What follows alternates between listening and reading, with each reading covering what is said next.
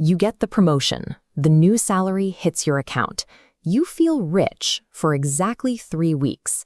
Then the end of the month rolls around, and you are staring at the exact same bank balance you had before the raise.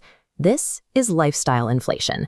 It is a psychological trap where every extra dollar you earn gets quietly absorbed by a more expensive standard of living. The apartment gets nicer, the dinners get pricier, and the gap between what you make and what you keep stays completely flat.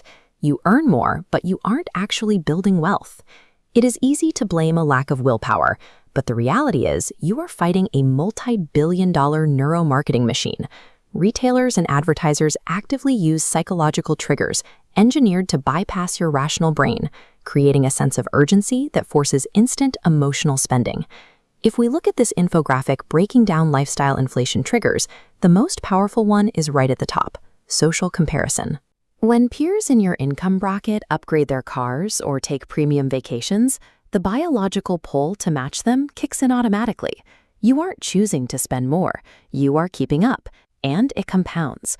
Routine milestone events like a promotion or a work anniversary trick you into justifying permanent financial upgrades. You start believing that a senior manager is supposed to drive a certain car or wear a specific brand. The modern spending trap relies entirely on speed. It needs you to act on those automatic behavioral triggers before you can think. To beat it, you don't need a complex financial model. You just need to introduce deliberate friction. The most effective friction you can build into your life is the 24-hour rule. It mandates a full day's wait before you complete any significant non-essential purchase. A dopamine rush makes a new item feel urgent. By forcing a 24-hour pause, that emotional high fades. Your rational brain finally catches up. During that waiting period, the questions you asked yourself need to shift. The default question we all ask is, can I afford this? But having the money in your checking account doesn't mean you should spend it. The rational question is this actually worth it? To answer that, apply the cost per use mindset. Take the price of the item and divide it by the realistic number of times you will actually use it. A $15 trendy shirt worn twice costs $7.50 per wear. A $60 jacket worn 80 times costs 75 cents. The math makes the true value obvious. Take this a step further by running through the first framework during your 24-hour pause. Filter the purchase through your values. Calculate the financial impact. Is the cost one-time or recurring? Identify the source of the money, and question the timing. Applying these mathematical rules breaks the spell of emotional marketing. It strips away the slick advertising and separates what you actually need from what a brand simply wants you to want.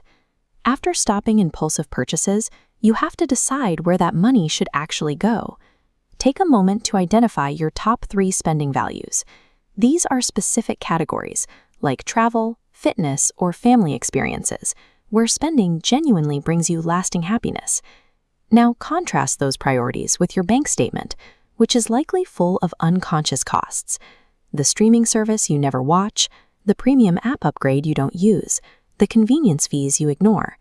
This is an invisible drain providing zero emotional return. To fix this, run a subscription audit. Pull up your credit card statement and list every single recurring charge. Highlight any service used fewer than 4 times last month and cancel it immediately.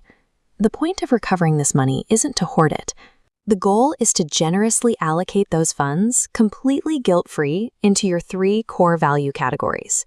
Budgeting often feels like a system of restriction and deprivation. It shouldn't. It is an intentional reallocation of your funds away from mindless convenience and toward the things that bring you meaningful joy.